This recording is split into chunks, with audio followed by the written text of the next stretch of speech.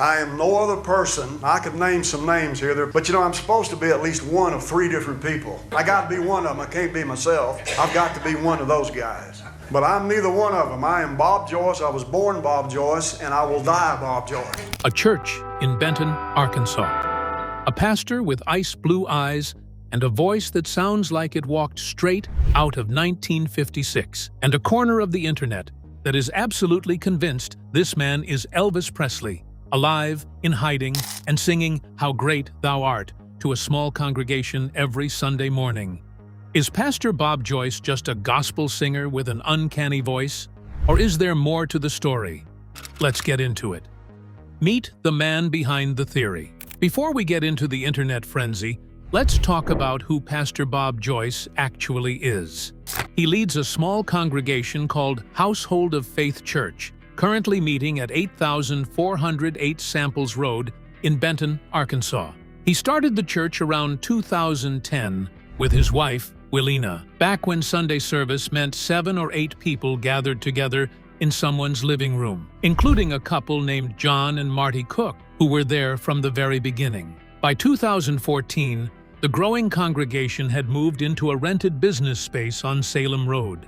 3 years later, in 2017, they expanded into a larger space within that same building, big enough to fit about 35 to 40 chairs.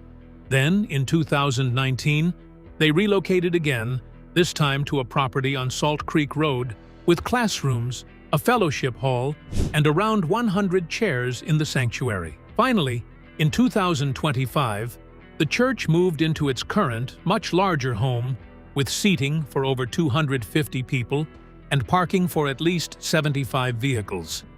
That's a pretty steady, decade-long story of slow organic growth for a small-town ministry.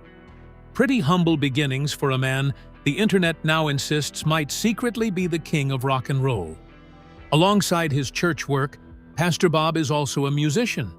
He and his son, Matt Joyce, regularly perform together, and Pastor Bob has built a following on his own YouTube channel, where he uploads weekly sermons and music services to tens of thousands of subscribers. He's even played sold-out ticketed concerts, including one at Stonebridge Farms in Cullman, Alabama, that sold out so fast the venue had to publicly warn fans about scalpers trying to resell tickets. It's worth pointing out just how ordinary and well-documented that timeline actually is. This isn't a man who appeared out of nowhere with no history, no paper trail, and no explanation for where he'd been for decades. It's a pastor whose church has receipts for every single move it's made, whose congregation members watched it grow chair by chair, and whose weekly services have been uploaded online week after week for years. That kind of consistency is exactly the sort of thing that tends to get buried once a story goes viral for a completely different reason. So how does a small-town pastor with a genuinely sweet, decade-long ministry story end up at the center of one of the strangest celebrity theories on the internet? For that, we have to go back to how this whole thing actually started. It started the way most modern legends do, with a video clip. Somewhere along the way, footage of Pastor Bob singing hymns and gospel songs during his church services started circulating on TikTok. And once people heard that voice, the comments section basically broke. Some of the earliest viral clips date back over a decade, with fans saying his voice first caught their attention online around 2011.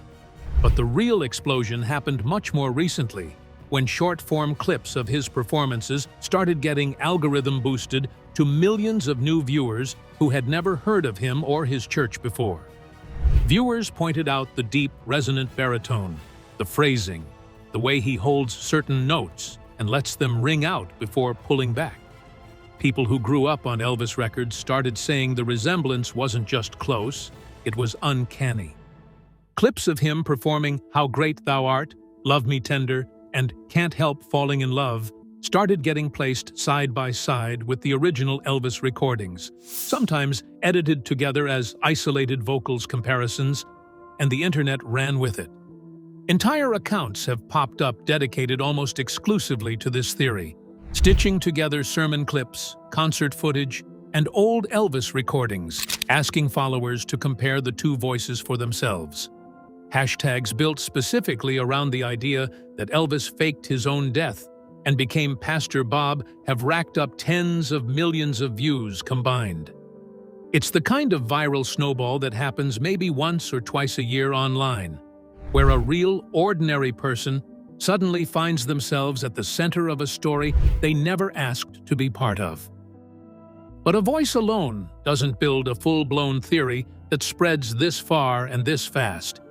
What else convinced people that this Arkansas pastor might be more than he seems? The evidence everyone keeps bringing up.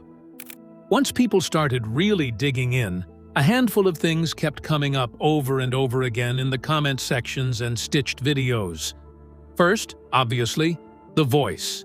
That low, soulful, gospel-tinged baritone that a lot of listeners say sounds almost identical to Elvis, especially on hymns, since Elvis grew up singing gospel music himself long before rock and roll ever entered the picture. Second, the eyes.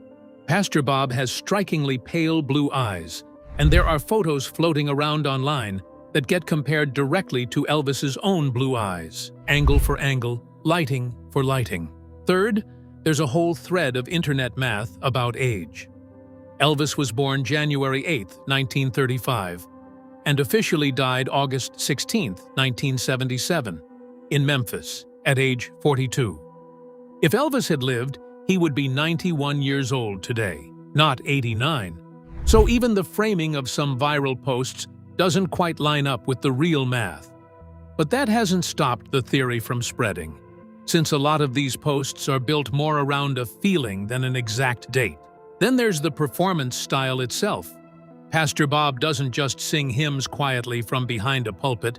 He leans into gospel classics with the kind of showmanship, phrasing, and stage presence that fans say echoes Elvis's own gospel performances from the 60s and 70s.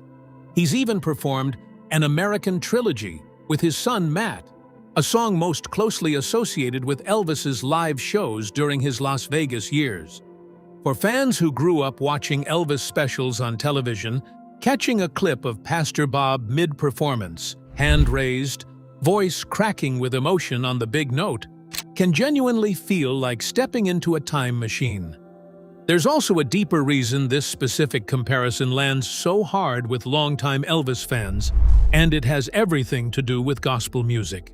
Across his entire career, Elvis only ever won 3 competitive Grammy Awards, and all 3 were for gospel recordings. His 1967 album, How Great Thou Art, his 1972 album, He Touched Me, and a live recording of How Great Thou Art from 1974. Elvis grew up singing hymns with his parents at church and at all-night gospel sings, and by many accounts, gospel music was the genre closest to his heart, even during the height of his rock and roll fame.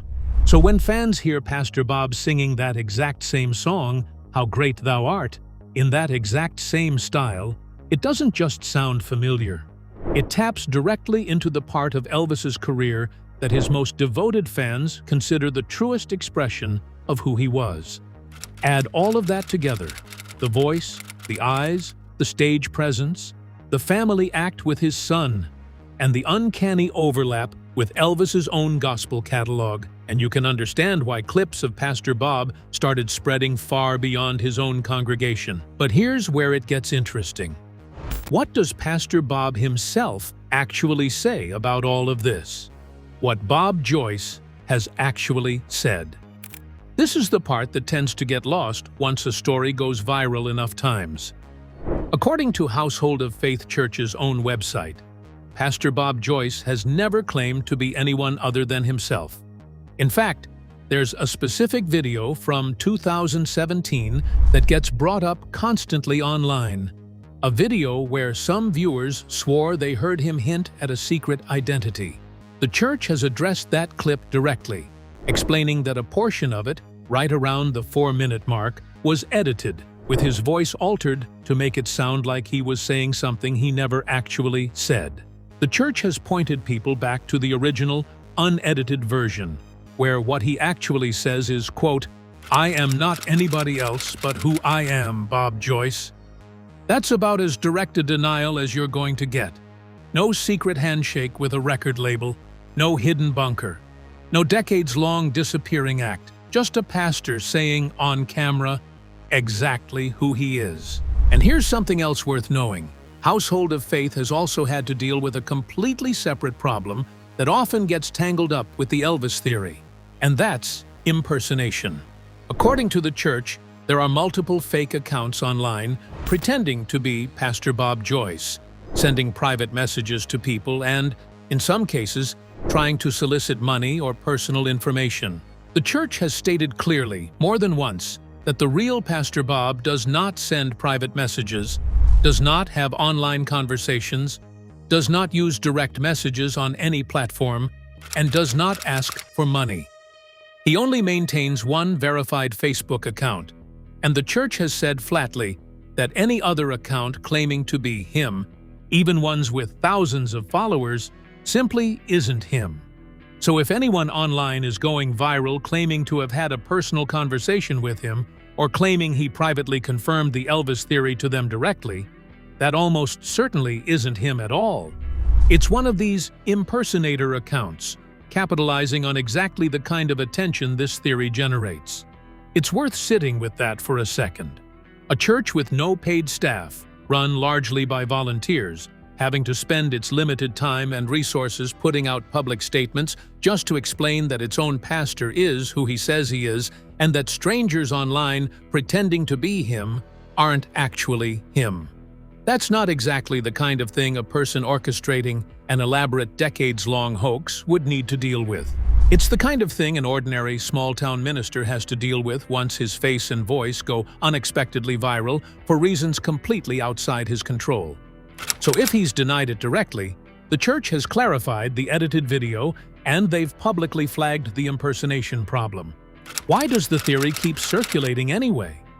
Why the theory just won't die honestly? Because it's a great story.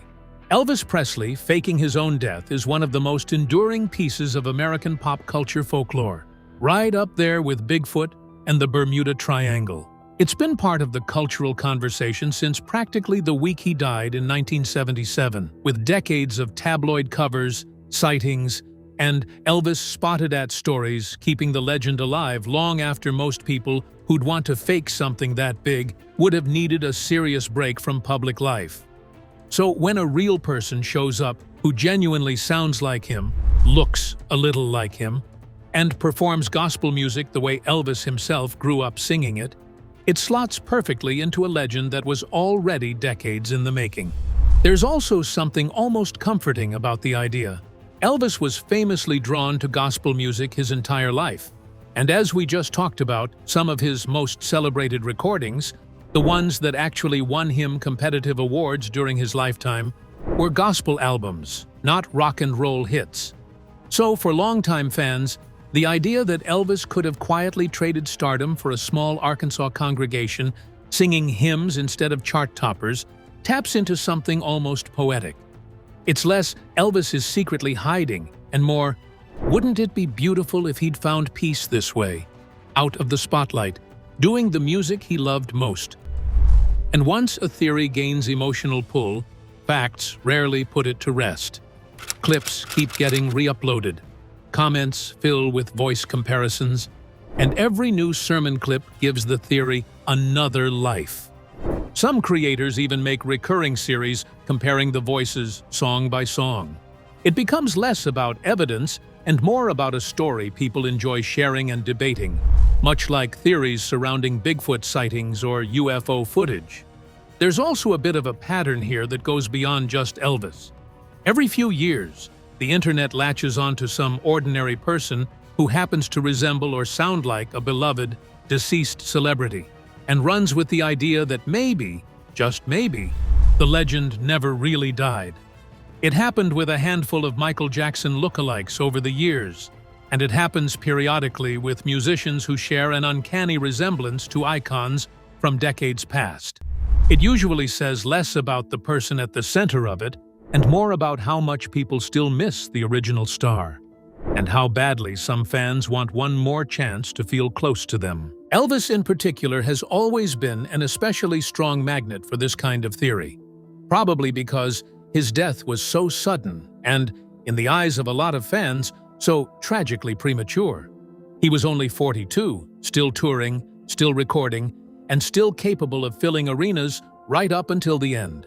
That combination of massive stardom and a sudden, relatively young death has fueled sighting stories, impersonator acts, and he's still alive theories almost continuously since 1977. Pastor Bob Joyce just happens to be the version of that theory currently making the rounds in this particular era of the internet. So where does that leave us? A case of mistaken identity? A viral coincidence? Or something people just want to believe? Separating the story from the facts. Here's what we can actually verify. Elvis Presley died on August 16, 1977, at Graceland in Memphis, Tennessee, at age 42.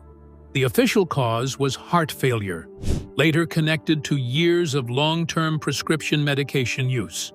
He's buried on the Graceland property alongside his parents, Vernon and Gladys, and his grave remains one of the most visited sites in American pop culture. That part of the story has never changed, and it's been documented, reported, and confirmed by countless independent sources for nearly 50 years. Pastor Bob Joyce, meanwhile, is a real, independently documented gospel pastor who has led Household of Faith Church in Benton, Arkansas for more than a decade, alongside his wife, Willina, and performing alongside his son, Matt. His sermons and music services are uploaded weekly to his own YouTube channel, where he's built a genuine following entirely separate from the viral Elvis theory. His church has a documented, decade-long history of moving between 4 different locations as the congregation grew from a handful of people to hundreds.